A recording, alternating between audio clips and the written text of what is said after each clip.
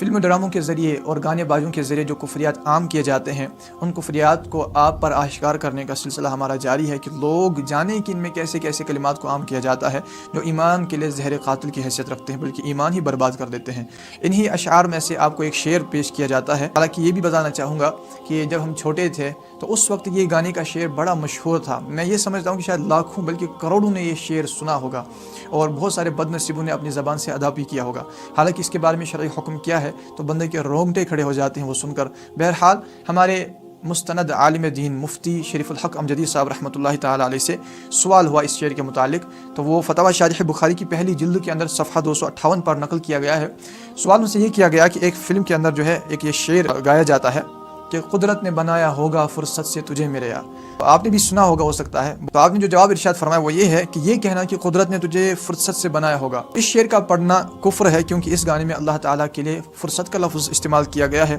اور اللہ تعالیٰ کے لیے لفظ فرصت کا استعمال کرنا یہ کفر ہے۔ علماء کرام نے اس کو کفر قرار دیا ہے۔ سیدی امیر اہل سنت شیخ طریقت مولانا محمد الیاس قادری دامت برکاتہ علیہ کی مائناز طالب، جو کفریہ کلمات کے حوالے سے بڑی عالیشان کتاب ہے، اس کے صفحہ نمبر 519 پر فرماتے ہیں کہ یہ شعر کہ ہر دکھ کو ہے گلے سے لگایا، ہر مشکل میں ہے ساتھ نبایا، ان کی کیا کروں تعریف میں فرصت سے ہے رب نے بنایا۔ تو فرماتے ہیں کہ اس شعر میں جو یہ الفاظ ہیں کہ فرصت سے ہے رب نے بنایا، یہ الفاظ کفریہ ہیں، کیونکہ اللہ تعالیٰ کے لیے فرصت کا لفظ بولنا یہ کفر ہے۔ یوں ہی کفریہ کلمات کے بارے میں سوال جواب کے صفحہ 511 پر ہے، یہ کہنا کہ خدا نے تمہارے بال بڑی فرصت سے بنائے ہیں، یہ کلمہ کفر ہے۔ آپ نے بھی سنا ہوگا کسی کی خوبصورتی اور حسن کو دیکھ کر کہا جاتا ہے کیا لگتا ہے خدا نے فرصت سے تیری آنکھیں بنائی ہیں، خدا نے بڑی فرصت سے تمہارے بال بنائے، خدا نے بڑی فرصت سے تمہارا چہرہ بنایا ہے۔ یاد رکھیے اس کا استعمال کرنا کفر ہے، جس نے کیا اس پر لازم ہے کہ اس سے توبہ کر کے کلمہ پڑھے۔ ہم نے دارالفتہ اہل سنت سے ای میل کے ذریعے رابطہ کیا اور وہاں پر لفظ فرصت کو کفر قرار دینے کے بارے میں مزید معلومات کے لیے عرض کی، تو ہمیں ارشاد جو فرمایا گیا، جو فتویٰ وہاں سے ہمیں موصول ہوا، وہ آپ کو پڑھ کے سناتے ہیں کہ فرمایا کہ فرصت اور مشغولیت انسان کے اوصاف ہیں اور اللہ تعالیٰ انسانی اوصاف سے پاک ہے۔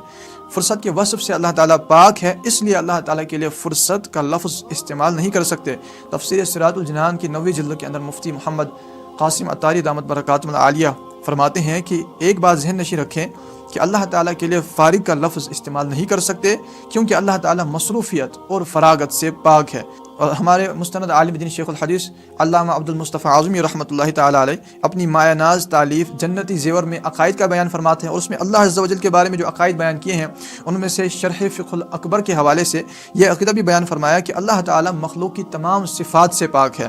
اور آگے جا کے ایک اور عقیدہ بیان فرمایا کہ اللہ تعالیٰ جہت اور مکان، زمان، حرکت و سکون اور شکل و صورت وغیرہ مخلوقات کی تمام صفات اور کیفیات سے پاک ہے۔ بالکل اللہ تعالیٰ کسی کی مثل نہیں ہے، نہ اس کے مثل کوئی ہو سکتا ہے۔ ہمارا عقیدہ ہے لیس کمثلہ شیء، اللہ تعالیٰ کی مثل کوئی شے نہیں ہو سکتی۔ تو بے شک اللہ تعالیٰ مخلوق کی تمام صفات و کیفیات سے پاک ہے، اور فرصت، مشغولیت، یہ جو ہے یہ چیزیں مخلوقات کی صفات میں آتی ہیں، اللہ تعالیٰ ان سے پاک ہے۔ بلکہ آپ بھی جانتے ہیں اللہ تعالیٰ کی شان تو یہ ہے کہ وہ کن فرما دیتا ہے اور وہ چیز ہو جاتی ہے، وہ ہو جا فرما دیتا ہے اور وہ چیز ہو جاتی ہے۔ قرآن پاک میں اللہ تعالیٰ ارشاد فرماتا ہے انما قولنا لشیء اذا اردناه ان نقول له کن فیکون،